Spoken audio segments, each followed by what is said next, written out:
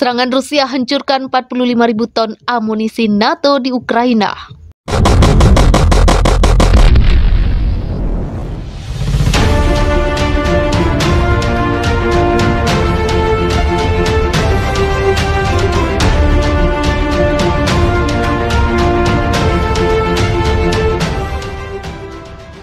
Militer Rusia telah menghancurkan sebuah gudang di Ukraina Selatan yang berisi puluhan ribu ton amunisi NATO dalam serangkaian serangan. Hal itu diumumkan Kementerian Pertahanan Rusia pada hari Minggu yang dilansir Russia Today, Senin, 8 Agustus 2022. Di daerah Voznesensk di wilayah Mykolaiv, gudang senjata yang menyimpan 45.000 ton amunisi yang baru-baru ini dipasok ke Angkatan Bersenjata Ukraina oleh negara-negara NATO telah dihancurkan. Kata kementerian tersebut yang menambahkan bahwa pasukan Moskow juga melenyapkan 5 depot amunisi lainnya.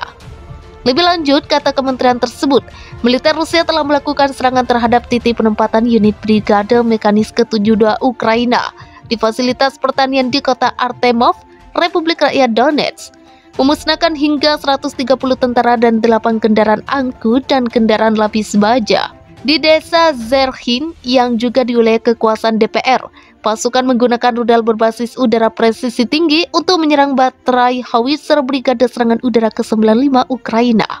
Menurut pernyataan Kementerian Pertahanan, serangan itu menewaskan hingga 70 anggota layanan militer Ukraina, menghancurkan 3 senjata self-propelled, 2 S-1 Gozdika, dan 4 kendaraan. Kementerian Pertahanan Rusia mencatat bahwa Kiev menghadapi kerugian besar. Rezim Zelensky mengambil langkah-langkah untuk menebus kekurangan personil militer di Donbas. Kiev telah memutuskan untuk mengirim ke garis depan warga Ukraina yang dimobilisasi dari pusat pelatihan, serta anggota layanan yang terluka yang tidak memiliki cukup waktu untuk pulih sepenuhnya, imbuk kementerian tersebut. Pada Selasa pekan lalu, Zelensky mengatakan bahwa pertempuran di Donbas adalah neraka, mengklaim bahwa militer Kiev tetap kalah dalam persenjataan berat dan jumlah tentara dari Rusia. Dia mengimbau AS dan sekutunya untuk lebih banyak memasok senjata, khususnya peluncur roket HIMARS. Moskow telah berulang kali memperingatkan Barat agar tidak mengirim senjata ke Kiev dengan mengatakan itu hanya memperpanjang konflik, meningkatkan jumlah korban dan akan mengakibatkan konsekuensi jangka panjang. Upaya Amerika Serikat untuk mendominasi perairan global dan ekspansi NATO adalah ancaman terbesar yang dihadapi Rusia. Demikian tertera dalam doktrin Angkatan Laut Rusia yang ditandatangani oleh Presiden Vladimir Putin pada hari Minggu 31 Juli 2022. Dilansir AFP, dokumen setebal 55 halaman itu mengungkapkan tantangan dan ancaman utama terhadap keamanan dan pembangunan nasional Rusia adalah tujuan strategis Washington untuk mendominasi lautan dunia dan infrastruktur militer NATO bergerak menuju perbatasan Rusia. Kebijakan internal dan eksternal independen Rusia menghadapi tindakan balasan dari Amerika Serikat dan sekutunya yang bertujuan untuk mempertahankan dominasi mereka di dunia termasuk lautan, kata doktrin yang ditandatangani pada Hari Angkatan Laut Rusia. Moskow memandang aliansi militer Barat, musuh Uni Soviet selama Perang Dingin, sebagai ancaman eksistensial.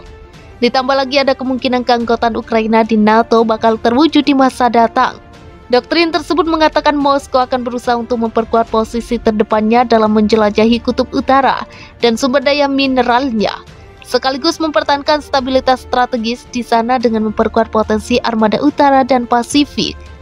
Dokumen itu juga menyebutkan keinginan Rusia untuk mengembangkan rute laut aman dan kompetitif dari Eropa ke Asia, yang dikenal sebagai jalur timur laut, melalui garis pantai Arktik negara itu dan memastikannya berfungsi sepanjang tahun.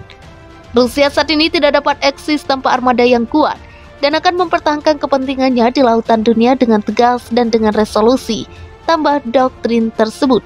Seorang pejabat Kremlin mengatakan Rusia saat ini tidak hanya berperang dengan Ukraina, tapi juga dengan seluruh blok NATO. Sergei Kiriyenko, wakil kepala pertama staf kepresidenan Rusia dalam upacara pembukaan forum di Korea untuk ilmuwan politik muda, mengatakan Barat sedang melakukan operasi militer panas terhadap Rusia.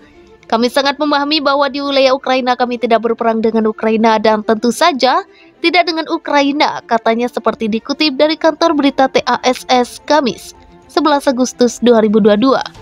Seluruh blok NATO berperang melawan Rusia di wilayah Ukraina dan dengan tangan Ukraina, katanya lagi. Presiden Rusia Vladimir Putin enggan menyebut serangannya ke Ukraina sebagai perang dan menyebutnya sebagai operasi militer khusus. Dia juga belum mengumumkan rencana pasti untuk membawa konflik di luar perbatasan Ukraina atau menyatakan perang melawan NATO, aliansi militer beranggotakan 30 negara. Namun Putin memperingatkan dalam beberapa bulan terakhir bahwa negara manapun yang menciptakan ancaman strategis bagi Rusia selama serangannya di Ukraina dapat mengharapkan serangan balasan yang akan secepat kilat. Beberapa negara NATO telah mengirim senjata dan bantuan militer lainnya ke Ukraina. Sistem roket artileri mobilitas tinggi atau HIMARS yang dipasok Amerika Serikat telah mendapat perhatian dalam beberapa pekan terakhir, ketika Angkatan Bersenjata Ukraina melaporkan serangkaian serangan yang berhasil terhadap sasaran Rusia.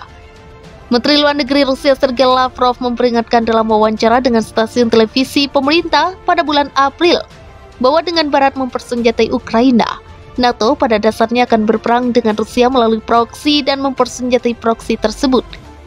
Kiriyenko juga menuduh para pemimpin Ukraina membiarkan negara dan rakyat mereka menjadi wakil NATO. Mereka menyediakan wilayah Ukraina dan rakyat Ukraina dalam upaya membangun konfrontasi mendasar antar komunitas Barat melawan Rusia di wilayah itu. Tentu saja NATO akan berjuang dengan penuh semangat karena mereka sendiri tidak ragu untuk menyatakan melawan Rusia hingga Ukraina terakhir dan tanpa jejak penyesalan, ujarnya. Sejak awal perang, televisi pemerintah Rusia telah menyatakan bahwa negara itu siap untuk konfrontasi langsung dengan NATO.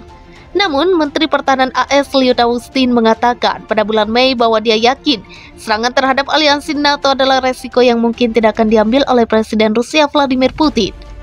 Jika Rusia memutuskan untuk menyerang negara manapun yang merupakan anggota NATO, maka itu adalah pengubah permainan, kata Austin saat bersaksi di depan Subkomite Alokasi DPR untuk Pertahanan bersama Kepala Staf Gabungan Jenderal Mark Milley. Tetapi jika Anda melihat kalkulus Putin, pandangan saya dan saya yakin ketua memiliki pandangannya sendiri.